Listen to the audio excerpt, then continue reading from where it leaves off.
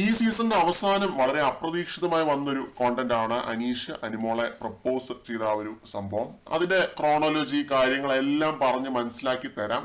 അതിനെപ്പറ്റിയുള്ള നമ്മുടെ വ്യക്തമായ അഭിപ്രായങ്ങളും നമ്മൾ ഇവിടെ പറയുന്നുണ്ട്. എനിക്ക് തോന്നുന്നു ഈ ഒരു ഇഷ്യൂയെ സംബന്ധിച്ച് നമ്മൾ ഈ ഒരാഴ്ച ചെയ്യുന്ന ഏറ്റവും അവസാനത്തെ വീഡിയോ ആയിരിക്കും ഇത്. ഇനി അടുത്ത ആഴ്ച പുതിയ എന്തെങ്കിലും ഗെയിം വരുവാണെങ്കിൽ നമ്മൾ അതിനെ വിലയിരുത്തും. ഇതിനകത്ത് എനിക്ക് ആദ്യം തന്നെ പറയാനുള്ളത്, ശരിയും തെറ്റും പരിശോധിച്ച് ഒരാളെ ഡീഗ്രേഡ് ചെയ്യേണ്ട ഒരു വിഷയമല്ല ഇത്. പല പ്രമുഖന്മാരും സ്വീകരിച്ച നിലപാട് തെറ്റാണ്. അത് ഞാൻ അടിവരയിട്ട് പറയുന്നു. അനീഷ് അനുമോളുടെ ഗെയിമിനെ പൊളിച്ചടുക്കി എക്സ്പോസ് ചെയ്തു അങ്ങനെയൊന്നും ഞാൻ പറയുന്നില്ല. ഞാൻ പറയാൻ ഉദ്ദേശിക്കുന്നത് എന്താണെന്ന് വെച്ചാൽ, സീസൺ തുടങ്ങി രണ്ടാമത്തെ ദിവസം തന്നെ അനീഷിനെ തമാശയ്ക്ക് പ്രപ്പോസ് ചെയ്തത് അനുമോളാണ്. അപ്പോഴൊക്കെ അനീഷ് അനുമോളോടെന്നല്ല എല്ലാവരോടും എതിർത്ത് നിന്നൊരു സമയമായിരുന്നു.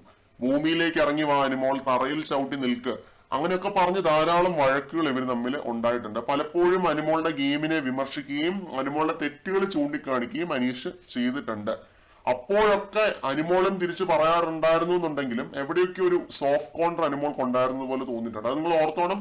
വന്ന് കയറി രണ്ടാമത്തെയോ മൂന്നാമത്തെയോ ദിവസം ഒരു മനുഷ്യനെ കളിയാക്കുവാണ്, ടീസ് ചെയ്യുകയാണ്. ഞാൻ സിംഗിൾ ആണ് അനീഷേട്ടാ, നമുക്ക് സെറ്റ് ആവാം എന്നിട്ട് എക്സ്പ്രഷൻ ഇടുന്നു, അഭിനയിക്കുന്നു. അവിടെ ഇരുന്ന് തുടങ്ങിയതാണ് അനുമോളുടെ ഗെയിം. കോംബോ ഉണ്ടാക്കാൻ പുറകെ നടന്നു എന്ന് ഞാൻ പറഞ്ഞിട്ടുള്ളതൊക്കെ അപ്പോഴത്തെ കാര്യമാണ്. ആര്യനുമായിട്ടും കുറെ തവണ അനുമോൾ ഇതേപോലെ കോംബോ ഉണ്ടാക്കാനായിട്ട് ശ്രമിച്ചിട്ടുണ്ട്. ആ കഥയിലേക്ക് ഞാൻ കടക്കുന്നില്ല. പ്രവീണും ഒക്കെ ആയിട്ട് ശ്രമിച്ചിട്ടുണ്ട്. ഇതിനൊക്കെ ഇടയ്ക്കും രണ്ടുപേർക്കും അവരുടേതായിട്ടുള്ള ഇൻഡിവിജ്വൽ ഗെയിം ഉണ്ടായിരുന്നു. അനീഷിനും അനുമോൾക്കും സ്ട്രോങ് ആയിട്ട് ഗെയിം കളിച്ച് മുന്നേറി 78 ദിവസം പിന്നിട്ട് ഹൗസിൽ തുടർന്നു. ആ ഒരാഴ്ചക്ക് ഉള്ളിൽ നടന്ന ഒരു സംഭവമാണ് മോർണിംഗ് ആക്ടിവിറ്റിയിൽ അനുമോൾ ഒരു ചോദ്യം ചോദിച്ചു അനീഷിന്റെ അടുത്ത്. അനീഷ് വിന്നറായിട്ടിരുന്നിട്ട് നിങ്ങൾ ഓർക്കുന്നുണ്ടാവും പ്രസ് മീറ്റ്. ആ ചോദ്യം ചോദിച്ചതിനെ പറ്റി നമ്മുടെ പ്രമുഖന്മാരായ ചാണക്യന്മാരായിട്ടുള്ള അണ്ണന്മാരാരും പറയില്ല. കാരണം അവിടെയാണ് ഈ ഒരു സിറ്റുവേഷന്റെ തുടക്കം. ആ പോയിന്റ് മുതലാണ് അനീഷിന് ഫോൾസ് ഹോപ്പ് തോന്നി തുടങ്ങിയത്. അനുമോളുടെ ചോദ്യം ഇതായിരുന്നു, അനീഷേട്ടൻ ഇവിടെ ആരോടെങ്കിലും ക്രഷ് തോന്നിയിട്ടുണ്ടോ? പച്ചക്കുയിൽ എന്നൊരു വീഡിയോയിൽ നിന്ന് വന്ന ഒരാളായിട്ടാണ് അനുമോൾ അഭിനയിച്ചത്. അനീഷ് വിന്നർ ആണെന്ന് സങ്കല്പിച്ച് ഇതിന് ഉത്തരം പറയണം. അനുമോളുടെ ഈ ചോദ്യത്തിന് അനീഷ് കൊടുത്തൊരു ഉത്തരമായിരുന്നു, എനിക്ക് ജിസേൽ എന്ന് പറയുന്ന കണ്ടസ്റ്റന്റിനോടും അനുമോൾ എന്ന കണ്ടസ്റ്റന്റിനോടും ക്രഷ് തോന്നിയിട്ടുണ്ട്. ക്രഷ് എന്ന വാക്ക് പ്രശ്നമായതുകൊണ്ട് അതിന് അനീഷ് എക്സ്പ്ലനേഷൻ കൊടുത്തിരുന്നു.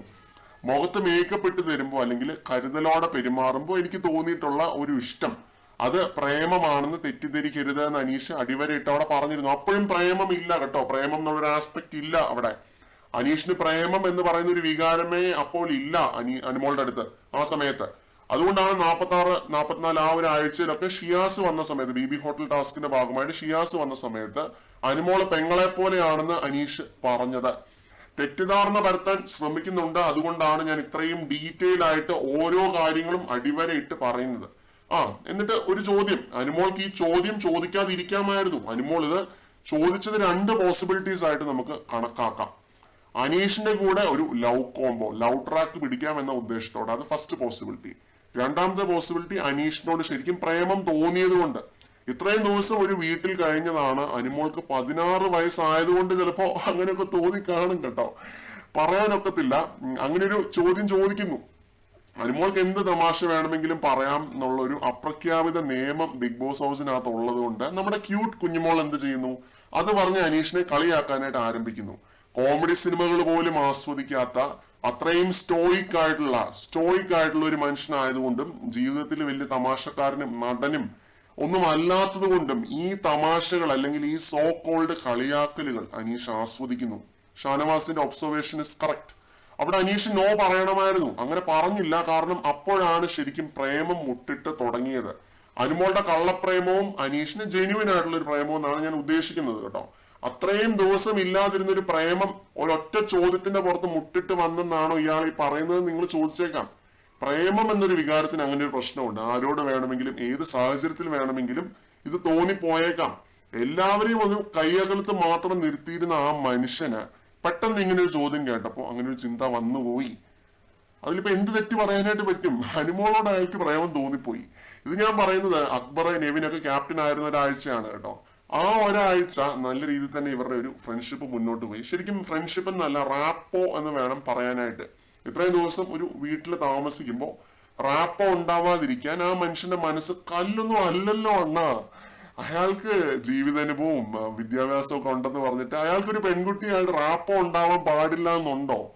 ആ ഒരു കണക്ഷനിൽ നിന്നുകൊണ്ട് തന്നെ ഒരാഴ്ച പെട്ടെന്ന് കടന്നുപോയി. അനുമോളെ സോഫയുടെ പുറകിൽ പോയി കടന്നപ്പോ അനീഷ് പുതപ്പും പില്ലോയും ഒക്കെ എടുത്തു കൊണ്ടുപോയി കൊടുത്തു. ഈ ഒരു നിസ്വാർത്ഥമായ പ്രവൃത്തിയൊക്കെ ഇപ്പോ അനീഷിനെതിരായിട്ട് തിരിഞ്ഞു കൊത്തിക്കൊണ്ടിരിക്കുകയാണ്. കാർ ടാസ്കിന്റെ സമയത്ത് അനുമോള് മസാജ് ചെയ്തതാണെങ്കിലും അതെ, അവിടെ അനീഷ് പറയണമായിരുന്നു നോ, സ്റ്റോപ്പ് ഇറ്റ് അനുമോൾ എന്ന് പറയണമായിരുന്നു, നിർത്ത് എന്ന് പറയണമായിരുന്നു. സീസൺ 5 ഒരാൾ പറഞ്ഞ പോലെ ആത്മാർത്ഥ പക്ഷിക്ക് നെഞ്ചത്താണ് വെടി. പിന്നെ നെവിനെ ലാലേട്ടൻ റോസ്റ്റ് ചെയ്ത വീക്കെൻഡ് എപ്പിസോഡും കാര്യങ്ങളൊക്കെ കടന്നുപോയി. അടുത്ത ആഴ്ച, അതായത് ഈ ഒരാഴ്ച ക്യാപ്റ്റൻ നൂറയായിരുന്നു. അപ്പോഴാണ് അനുമോൾ അനീഷിന് മൈജിയുടെ ഐ ലവ് യു പില്ലോ കൊടുക്കുന്നത്. അത് കൊടുത്തപ്പോഴും കർശനമായി അനീഷ് നോ പറയണമായിരുന്നു. അനീഷ് നോ പറഞ്ഞില്ല. നൂറയും ആദിലയും അനുമോളുമായിട്ട് വഴക്കിട്ട് പിരിഞ്ഞതോടെ അനുമോൾ ശരിക്കും ഹൗസിനകത്ത് ഒറ്റപ്പെട്ടു. മാറിയിരുന്ന് കരഞ്ഞുകൊണ്ടിരുന്ന അനുമോളുടെ പിന്നാലെ അനീഷ് പോയി എന്നുള്ളത് ശരി തന്നെയാണ്. പോയി പറഞ്ഞിട്ടുള്ള കാര്യങ്ങൾ എന്തൊക്കെയാണെന്ന് അണ്ണൻ കേട്ടിരുന്നില്ല, അണ്ണൻ കേട്ടില്ല. ഇങ്ങനെ മാറിയിരിക്കല്ലേ, ഡിപ്രഷൻ വരും. ഇതാണ് അനീഷ് പറയാനായിട്ട് ശ്രമിച്ചുകൊണ്ടിരുന്നത്. എല്ലാവരുമായിട്ടും വീണ്ടും ഒന്ന് ജെല്ലാവാനായിട്ട് നോക്ക്, പറഞ്ഞ് സോൾവ് ആക്കാൻ നോക്ക്. ഇതൊക്കെ ഞാൻ ലൈവ് കേട്ട കാര്യങ്ങളാണ്. ഇതാണ് അനീഷ് പറഞ്ഞിട്ടുള്ളത്.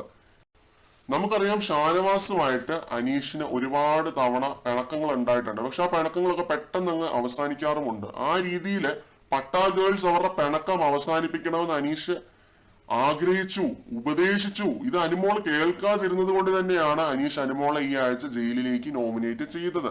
പലതവണ ഉപദേശിച്ചിട്ടും തയ്യാറായില്ല. അവരുടെ പിണക്കവും വഴക്കവും അങ്ങനെ തന്നെ തുടർന്നുകൊണ്ടിരുന്നു. സില്ലി റീസൺസ് ആയിരുന്നു അവരുടെ വഴക്കിന് കാരണങ്ങള്. വളരെ സില്ലി ആയിട്ടുള്ള കാരണങ്ങൾ പറഞ്ഞിട്ടാണ് അവർ വഴക്കിട്ടത്. അപ്പൊ ഇതിന്റെ ഒരു ക്രോണോലോജിക്കൽ ഒന്നുകൂടെ ഞാൻ പറഞ്ഞ് മനസ്സിലാക്കി തരാം. അനുമോൾ അനീഷിന്റെ അടുത്ത് ആ ഒരു ചോദ്യം ചോദിച്ചത് നെവിനും അക്ബറും ക്യാപ്റ്റൻ ആയിരുന്ന ആഴ്ചയാണ്. മോർണിംഗ് ആക്ടിവിറ്റിയുടെ സമയത്താണ് ചോദിച്ചത്. അന്ന് തന്നെ മഞ്ഞ സോഫയിൽ ഇരുന്ന് അനീഷിനോട് അനുമോൾ കൊഞ്ചിക്കൊഴിഞ്ഞ് ഫ്ലേർട്ട് ചെയ്തു. ഷാനവാസ് തൊട്ടടുത്തിരിക്കെ തന്നെ പാല് ഷെയർ ചെയ്ത് കുടിച്ചു ഇവര്. അനുമോളാണ് പാല് കൊടുത്തത്. അവിടെയും അനീഷ് നോ പറയണമായിരുന്നു. ഉത്തമയായ എന്ന് അനീഷ് പറയുന്നു. അത് എന്റർടൈൻ ചെയ്യുകയായിരുന്നു ആ മനുഷ്യൻ വളരെ നിഷ്കളങ്കനായ ഒരു വ്യക്തിയാണ്.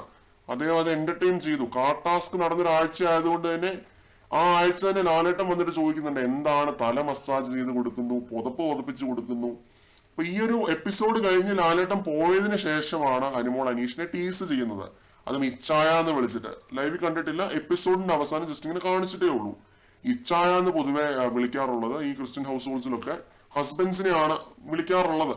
അപ്പൊ അതൊക്കെ അറിഞ്ഞു വെച്ചിട്ട് തന്നെ ഇങ്ങനെ ഈ രീതിയിൽ അനുമോള് വിളിക്കുന്നുണ്ട്. അതിന്റെ തുടർച്ചയായിട്ട് തന്നെ പിന്നീടിരുന്ന് അനുമോള് പറയുന്നുണ്ട് അനീഷിന്റെ അടുത്ത്, അനീഷേട്ടൻ എന്തെങ്കിലും പറയാനുണ്ടെങ്കിൽ എന്നോട് മുഖത്ത് നോക്കി പറയണം. ഇത് പറഞ്ഞിട്ട് കുറെ ചിരിക്കുന്നു, ബ്ലഷ് ചെയ്യുന്നു. പിന്നെ ഷാനവാസിന്റെ അടുത്ത് തമാശയ്ക്ക് പറയുന്നു, അനീഷേട്ടൻ പുതപ്പിനുള്ളിൽ കൂടി ഇഷ്ടമാണോ എന്ന് എന്റെ അടുത്ത് ചോദിച്ചു. വെറുതെ പറയുന്നതാണ്, അടിച്ചങ്ങ് വിടുകയാണ്. ആ മനുഷ്യൻ ഇതിനൊക്കെ എതിരെ അന്നേ പ്രതികരിക്കേണ്ടതായിരുന്നു. ഇതിനൊരു അവസാനം അന്നേ ഇട്ട് കൊടുക്കേണ്ടതായിരുന്നു. ഇതൊരു ഗെയിം ആണെന്ന് അനീഷ് മറന്നുപോയി എന്നുള്ളതിന്റെ ഏറ്റവും വലിയ തെളിവാണ് ഇതൊക്കെ. ഈ ആക്ടുകളൊക്കെ അനീഷിന് നേരെ വന്നിട്ടും അനീഷ് അതിനൊന്നും എതിരെ പ്രതികരിച്ചില്ല. അനുമോളെ അടിക്കാനുള്ള വടി അപ്പോഴേ തയ്യാറാക്കേണ്ടതായിരുന്നു. അന്നൊന്നും അനീഷ് മിണ്ടാതിരുന്നു എന്നുള്ളതാണ് നിങ്ങൾ മനസ്സിലാക്കേണ്ടത്. പിന്നെ നമ്മൾ കണ്ടത് എന്താണ്? അനുമോളെ അനീഷ് കെയർ ചെയ്യുന്നു, സഹാനുഭൂതി കാണിക്കുന്നു, മനുഷ്യത്വപരമായിട്ട് പ്രവർത്തിക്കുന്നു, ഭയങ്കരമായ രീതിയിൽ കെയർ ചെയ്യുന്നുണ്ട്. അനുമോൾ ഒറ്റപ്പെട്ടപ്പോ അനുമോളുടെ കൂടെ നിൽക്കുന്നു. അതിലൊക്കെ അനീഷിന്റെ ഒരു ഗെയിം ഉണ്ടായിരുന്നു. പിന്നെയും ഗെയിം വിസിബിൾ ആയിരുന്നു അവിടെയൊക്കെ. പക്ഷെ ഈ ലവ് അല്ലെങ്കിൽ ഈ പ്രേമത്തിന്റെ കേസിൽ മാത്രം അനീഷ് ഗെയിം കളിച്ചിട്ടില്ല. ഇത് രണ്ട് വിഷയങ്ങളായിട്ട് തന്നെ ഞാൻ ബൈഫക്കേറ്റ് ചെയ്ത് പറയുകയാണ്. പ്രതീക്ഷ കൊടുത്തിട്ട് തന്നെയാണ് അനീഷ് അങ്ങനെ ഒരു പ്രപ്പോസൽ നടത്തിയത്. മനസ്സിലായില്ല? ഇത്രയും ബാക്ക് സ്റ്റോറി ഉണ്ടായിരുന്നു എന്നുള്ളത് പലരും അറിയുന്നില്ല. പലരും ഇതൊന്നും കാണാൻ തയ്യാറാവുന്നില്ല. ബ്ലൈൻഡ് ആയിട്ട് അങ്ങ് സപ്പോർട്ട് ചെയ്യുകയാണ്, അനുമോളെ സപ്പോർട്ട് ചെയ്ത് സംസാരിക്കുന്നവര്. പിന്നെ ഒരു കാര്യം, അനീഷ് അനുമോള് പറയുന്നത് കേൾക്കാതെ എണീറ്റ് പോയത് അത്രയും വിഷമം തോന്നിയത് കൊണ്ടാവാം. അനുമോൾക്ക് മാത്രമേ ഫീലിങ്സ് ഉള്ളൂ. നോ ആണെന്ന് ഉറപ്പായപ്പോ ചോദിച്ചത് അബദ്ധമായെന്ന് ചിലപ്പോൾ അനീഷിന് തോന്നിയിട്ടുണ്ടാവും. ഇങ്ങനെയൊക്കെയുള്ള ഫീലിങ്സിലൂടെ കടന്നു പോയിട്ടുള്ള ഒരാളെന്ന നിലയ്ക്ക് ഞാൻ പറയുകയാണ്, അബദ്ധമായി എന്ന് പെട്ടെന്നൊരു തോന്നിയാൽ അവിടെ നമുക്ക് ഇരിക്കാൻ തോന്നില്ല. അവരുടെ മുമ്പിൽ നിന്നും എണീറ്റ് പോകാനായിട്ട് തോന്നും. അവരെ ഫേസ് ചെയ്യാതിരിക്കാനായിട്ട് നമുക്ക് തോന്നും. അപ്പോ അനീഷ് അവിടെ ചെയ്തത് ഒരു തെറ്റായിട്ടൊന്നും എനിക്ക് തോന്നുന്നില്ല. എണീറ്റ് പോയത് അത് വളരെ നല്ല കാര്യമായിട്ടാണ് തോന്നിയത്. പിന്നീട് ചാപ്റ്റർ ക്ലോസ് ചെയ്തതും അത് നല്ല കാര്യമായിട്ടാണ് എനിക്ക് തോന്നിയത്. പിന്നെ നോ ആണെന്ന് ഉറപ്പായപ്പോ തീർച്ചയായിട്ടും അങ്ങനെ ഒരു തോന്നൽ വരും. അത് നമുക്കൊന്നും പറഞ്ഞിട്ട് കാര്യമൊന്നുമില്ല. ബന്ധങ്ങളെ ഉള്ളിലേക്ക് എടുക്കുന്ന ഒരു വ്യക്തിയായിട്ട് അനുമോളെക്കാളിലും എനിക്ക് അനീഷ് ചേട്ടനെ തോന്നിയിട്ടുണ്ട്. അതെന്നുള്ളത് കൊണ്ട് തന്നെ ഇതിനകത്ത് എന്തോ അനുമോളുടെ പക്ഷത്ത് എനിക്ക് നിൽക്കാനായിട്ട് തോന്നുന്നില്ല. അനുമോൾക്ക് ഇതെല്ലാം ഗെയിം ആണെന്നുള്ളത് നിങ്ങൾക്ക് ഏകദേശം ഉറപ്പായിട്ടുണ്ടാവും, പിടികിട്ടിയിട്ടുണ്ടാവും എന്ന് വിശ്വസിക്കുന്നു. മറ്റുള്ളവരുടെ ഇമോഷൻസ് വെച്ച്, അതും ആണുങ്ങളുടെ ഇമോഷൻസ് വെച്ച് അനുമോൾ അവിടെ ഒരുപാട് തവണ ഗെയിം കളിച്ചിട്ടുണ്ട്. ആര്യൻ ജിസേൽ ഇഷ്യൂ എടുത്താലും, അതേപോലെ അനീഷിന്റെ അടുത്ത് ഈ ചെയ്തതൊക്കെ ആണെങ്കിലും, ഹോപ്പ് കൊടുത്തതാണെങ്കിലും, അക്ബറിന്റെ അടുത്ത് മറ്റേ ബസ് പരാമർശം നടത്തിയതാണെങ്കിലും, അതേപോലെ നെവിനെ എന്തൊക്കെ വിളിച്ച് അനുമോൾ അധിക്ഷേപിച്ചിട്ടുണ്ട്. അതൊക്കെ അനുമോളുടെ ഗെയിം ആയിരുന്നിരിക്കാം. പക്ഷെ ഒരുപാട് സന്ദർഭങ്ങളില് ഇതൊക്കെ ഓവറായി പോകുന്ന പോലെ തോന്നിയിട്ടുണ്ട്, ഭയങ്കരമായിട്ട് ഓവറായി പോകുന്ന പോലെ തോന്നിയിട്ടുണ്ട്. അതായത് ഈ മെയിൽ കണ്ടസ്റ്റൻസിന്റെ ഫീലിങ്സ് വെച്ച് ഇങ്ങനെയൊന്നും ഒരു പെൺകുട്ടിയും ഗെയിം കളിക്കാനായിട്ട് പാടില്ല. എന്നിട്ട് വുമൺ കാർഡ് തന്നെ അനുമോൾ ഇറക്കിയിട്ടുമുണ്ട്. അപ്പൊ ഒരിക്കലും ഇത്രയും ഈ ലെവലില് ഗെയിം കളിക്കരുത് ആണുങ്ങളുടെ ഫീലിങ്സ് വെച്ചിട്ട്. അങ്ങനെയൊന്നും കളിക്കരുതെന്നും പറയാൻ പറ്റില്ല, കാരണം ബിഗ് ബോസ് ആണ്, അതാണ് ഈ ഗെയിമിന്റെ ഒരു പ്രത്യേകത. ഇതൊരു ഇരുതല വാളാണ്. പക്ഷെ അനീഷിന്റെ അടുത്ത് അനുമോൾ എടുത്തൊരു അപ്രോച്ച് അത് ശരിയല്ലായിരുന്നു എന്ന് പലപ്പോഴും എനിക്ക് തോന്നിയിട്ടുണ്ട്. അനീഷിന് ഫോൾസ് ഹോപ്പ് കൊടുത്തതായിട്ട് തന്നെയാണ് തോന്നുന്നത്, ഒരു ഫോൾസ് അലാറം കൊടുത്തതായിട്ടാണ് തോന്നുന്നത്. പിന്നെ ഉണ്ടല്ലോ, ഈ ഗുരുവായൂർ അമ്പലനടയിൽ ലാലേട്ടൻ പോവും, അനുമോളുടെ വിവാഹത്തിനൊക്കെ ആയിരിക്കും പോകുന്നത്. പക്ഷെ ക്രിസ്ത്യാനികളെ ഒരിക്കലും ഗുരുവായൂർ അമ്പലനടയിൽ കയറ്റുമെന്ന് തോന്നുന്നില്ല. അതും അനുമോളുടെ ഗെയിമിന്റെ ഒരു ഭാഗമാണ്. അങ്ങനെ ഒരു സ്റ്റേറ്റ്മെന്റ് അവിടെ പറയേണ്ട ആവശ്യവും ഇല്ലായിരുന്നു.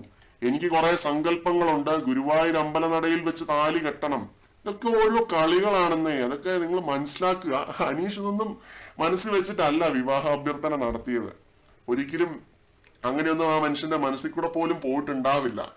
അപ്പോ സങ്കല്പങ്ങളും കാര്യങ്ങളും ഒക്കെ ഉണ്ടെന്ന് തന്നെ ഇരിക്കട്ടെ, ചേട്ടനാണെന്ന് തന്നെ ഇരിക്കട്ടെ, ചേട്ടനെ കല്യാണത്തിന് വിളിക്കുക എന്ന് എനിക്ക് പറയാനുള്ളൂ.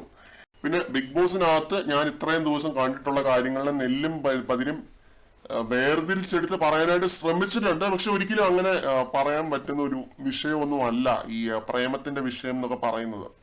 ലവ് മാറ്റേഴ്സ് അങ്ങനെയുള്ളതാണ്. അപ്പോൾ ഞാൻ അങ്ങനെ ആ ലെവലിലേക്കൊന്നും അത്രയും ഡീപ്പായിട്ടൊന്നും ഇറങ്ങിപ്പോയി ഭയങ്കരമായി സൈക്കോളജിക്കൽ ആപ്ലിക്കേഷൻ ഒന്നും വെച്ചിട്ടൊന്നും പരിശോധിച്ചിട്ടില്ല.